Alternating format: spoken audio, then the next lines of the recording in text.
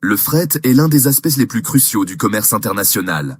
Il détermine le coût de l'acheminement des marchandises d'un point à un autre, et sa gestion correcte est essentielle pour garantir la rentabilité et la fluidité des transactions commerciales. Pour les débutants, le calcul du fret peut sembler complexe, car il implique plusieurs facteurs et modalités qui varient en fonction des types de transport, des routes et des services associés. Ce script vous guidera à travers les différentes étapes du calcul du fret, en fournissant des astuces pour simplifier ce processus. Le premier élément à déterminer dans le calcul du fret est le mode de transport, qui peut être maritime, aérien, ferroviaire ou routier. Chaque mode a des avantages et des inconvénients, et le choix dépend des priorités de votre entreprise, comme le coût, la rapidité, la sécurité, etc. Transport maritime. Le transport maritime est souvent le mode le plus économique pour des expéditions volumineuses ou lourdes. Cependant, il peut prendre plus de temps, parfois plusieurs semaines, selon la distance et les conditions météorologiques. Transport aérien. Le transport aérien est plus rapide, mais il est également beaucoup plus coûteux. Il est idéal pour les marchandises urgentes ou de grande valeur. Si votre produit est léger mais coûteux, l'avion peut être la meilleure option, malgré son coût élevé. Transport routier.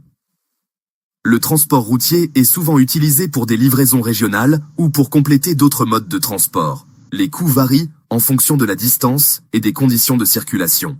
Transport ferroviaire. Le transport ferroviaire est une option intéressante pour les grandes quantités de marchandises sur de longues distances, mais il est souvent limité par la géographie et les infrastructures disponibles.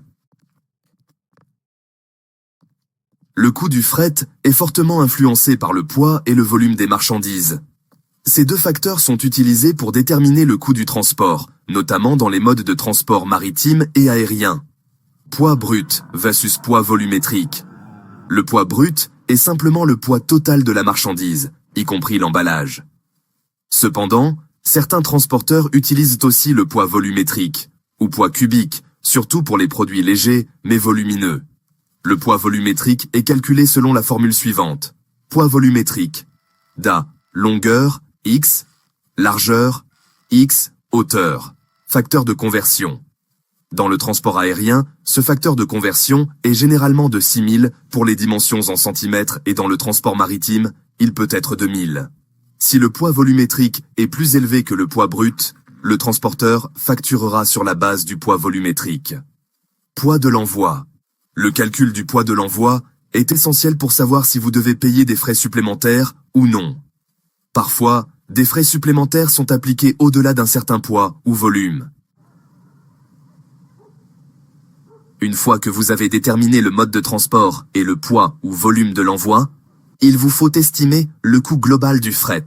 Les tarifs varient selon plusieurs critères, dont la distance, le pays d'origine et de destination, le mode de transport et les services additionnels. Tarifs de fret standard. Les compagnies maritimes et aériennes proposent des tarifs standards, souvent publiés sur leur site web. Ces tarifs incluent généralement des frais de base calculés en fonction du poids ou du volume des marchandises. Tarifs dégressifs. Les compagnies de transport offrent souvent des réductions pour les envois en grande quantité. Par exemple, expédier plusieurs conteneurs ou effectuer des réservations à long terme peut permettre de réduire les coûts unitaires de fret. Coût des assurances. L'assurance de fret est souvent une bonne pratique pour couvrir les risques liés à l'expédition. Les coûts d'assurance dépendent de la valeur des marchandises et du mode de transport. En général, l'assurance de fret maritime est moins coûteuse que l'assurance aérienne. SILSEN 5, étape 4. Ajoutez les frais accessoires. Il existe plusieurs frais accessoires que vous devrez prendre en compte lors du calcul du fret. Ces frais varient en fonction du type d'envoi et des services supplémentaires que vous pourriez demander. Frais de manutention. Les frais de manutention incluent le chargement et le déchargement des marchandises, le stockage temporaire et l'emballage des produits. Ces frais peuvent être appliqués à l'origine ou à la destination, ou les deux. Frais portuaires et aéroportuaires.